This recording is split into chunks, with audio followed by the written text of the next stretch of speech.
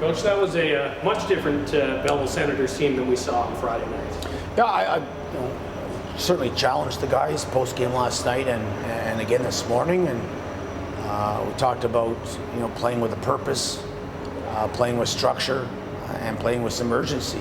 And I thought we did that tonight. We got back to our identity, and I thought we checked really well, protected the middle of the ice, and did a lot of good things. And even when the momentum went in their direction a few times, and specifically that second period, they didn't come out of the second period with a ton of high quality chances. I think we might have had them at 4, and I felt like we spent a good portion of that period defending, but at the same time we did a great job of defending. So Mando made key saves. I thought everybody contributed, and for us to be playing in the postseason May 1st, this is how we need to play to be successful, and I do believe the team got the message based on the response compared to last night.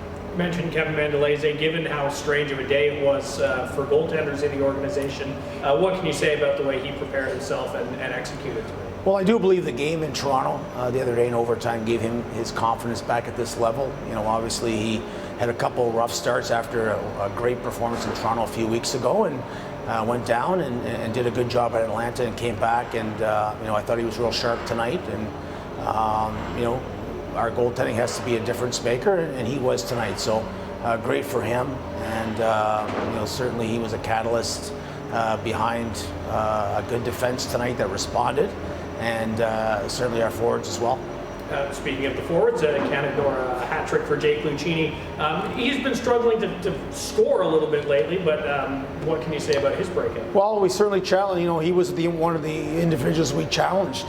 He got off to such a great start with us over a 6-week period, and he's been throwing in the odd point, but again, he got away from his identity, and he's the type of player. He's got a nice skill set and can make plays through the neutral zone, but he still has to be a little bit in your face and finish his checks. And for me, he was getting a little bit too perimeter and being a non-factor.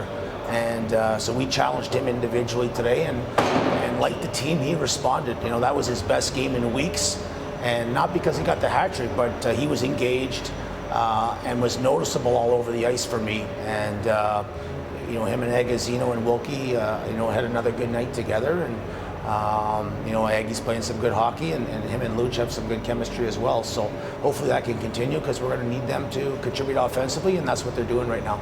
And lastly, how important was it to pick up 3 or 4 wins in this stretch, and how does that set you up for 3 on the road coming up here? Well, that's what we talked to the guys about, and used the Daryl Sutter analogy today with the pillow and the when every loss you have, when you're taking the feathers out of that pillow, decreases your chances of making playoffs. So every game from now on, and we got 30 left, is going to be a playoff type game for us, and that was a big one tonight. That's an 8-point swing if you lose both games, and some percentage points lost, and we made it up with the split and to sweep Toronto, and now all of a sudden you played 4 and 5 and you got 6 out of 8, and 6 and 3 in February with 2 games left. So another real good challenge for us this weekend, and 2 divisional matches. I still think Laval is a team that we can catch, and with the amount of games we have left in divisional play. So you know what, take the day off tomorrow, and we'll get right back at it Thursday with a good practice, and